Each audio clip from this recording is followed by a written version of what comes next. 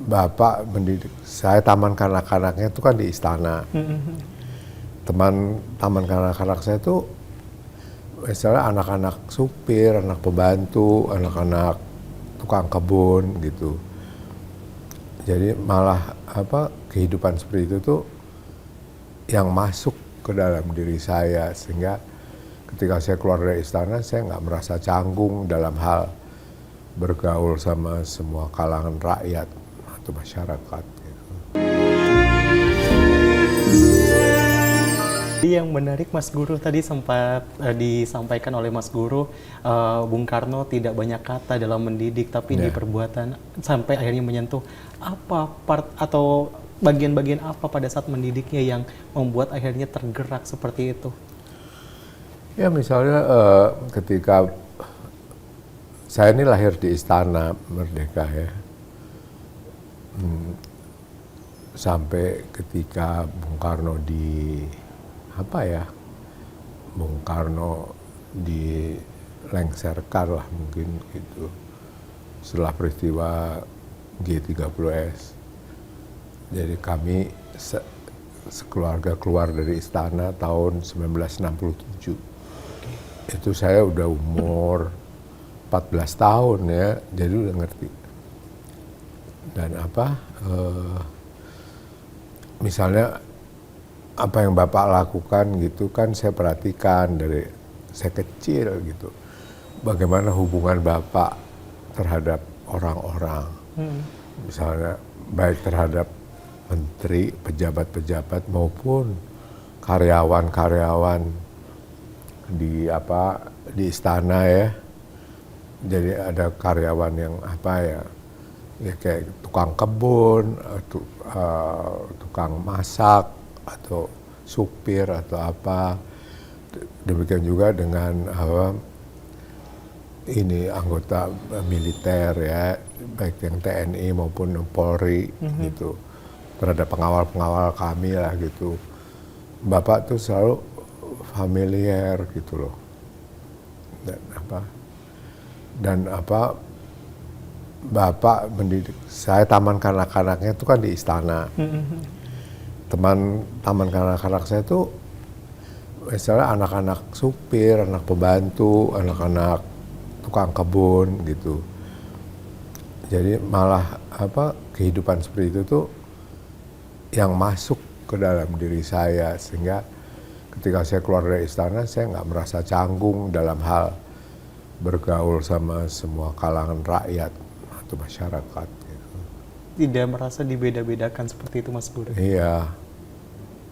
Kalau ngelihat juga dari cerita kan tadi kita udah menyinggung soal Bung Karno seperti itu. Kalau dari Ibu Fatmawati, dari seorang ibu dari Mas Guru, apa yang terlintas seperti itu pada saat dulu, cara didiknya seperti apa? Ibu pun juga begitu. Pokoknya ibu tuh menurut saya pas banget deh, cocok dalam sama Bapak itu juga mengenai prinsip-prinsip yang menyangkut negara, bangsa, kemanusiaan, demikian juga Pancasila gitu.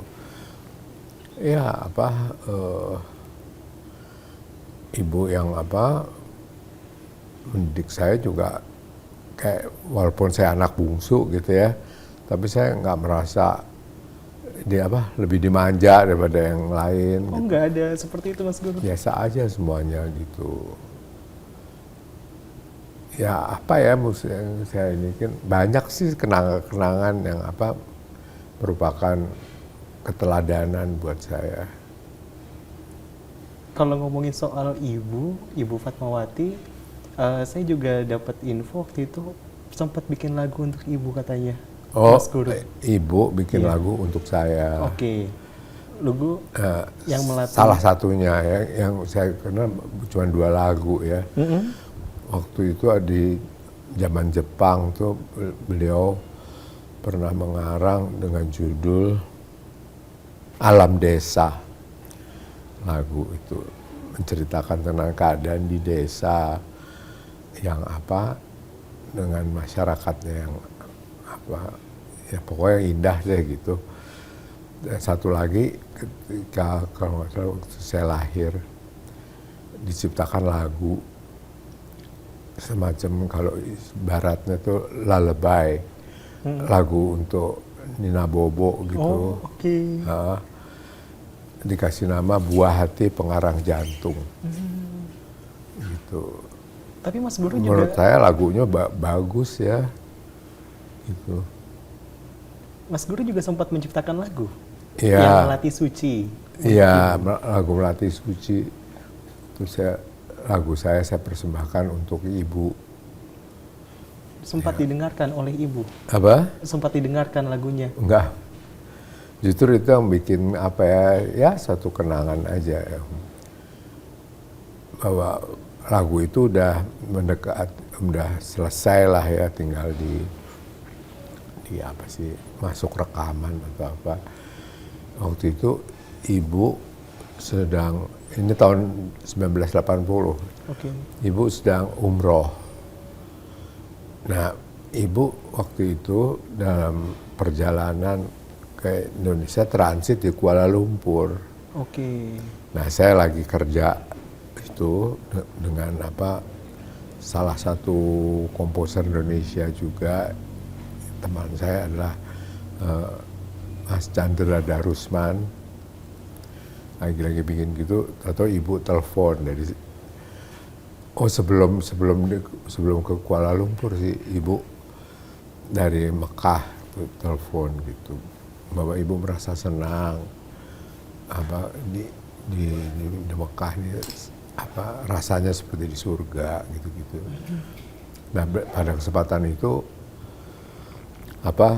saya juga bilang sama ibu, kan waktu itu mau bikin pergelaran namanya untukmu Indonesiaku. Nah, pada waktu itu saya bilang sama ibu bahwa saya mengarang lagu dengan judul Melati Suci, saya ciptakan buat ibu, dan saya sangat mengharap ibu bisa nonton ya, bisa mendengarkan atau menonton pergelaran saya waktu itu. Nah, kemudian selang misalnya beberapa hari, cuma 2 hari atau 3 hari, waktu itu ibu lagi transit Kuala Lumpur. Di suatu pagi gitu saya dapat kabar gitu bahwa ibu meninggal dunia di Kuala Lumpur. Nah, jadi ibu belum sempat mendengarkan itu, tapi saya merasa bersyukurnya saya sudah sempat mempersembahkan itu ke ibu. Lirik-liriknya apa sih Mas, dari artinya? Kan saya sempat dengar, apalagi kemarin kan sempat 2023 kalau nggak salah, itu kan sempat ditampilkan di istana oleh Putri Aryani, ada Mas Guru juga yang saya ingat. Iya. Yang saya ingat ada Mas Guru juga menyaksikan langsung pada saat waktu itu. 17 Agustus ya. Itu momennya apa Mas sampai akhirnya bisa membuat lagu seperti itu? Ya, ide aja saya juga nggak ngerti, karena dalam saya mencipta lagu tuh kayak apa ya, kayak saya dengar telepon gitu loh. Tahu-tahu udah ada aja gitu ada macam-macam lagu ya, ada yang jenisnya gitu, jadi spontan bisa. Dan buat saya kadang-kadang saya menyadari bahwa saya tuh, kita ini manusia tuh bukan sebagai pencipta lagu misalnya. Yang mencipta lagu tuh sebenarnya Tuhan. Kalau menurut saya gitu. Kita tuh hanya melaksanakan, merealisasikannya gitu loh. Gitu. Buat Bapak pun saya bikin lagu waktu itu di pergelaran tahun pertama tuh, tahun 1979. Judulnya Peri Kemanusiaan. Yang menyanyikan waktu itu Ahmad Albar. Oke.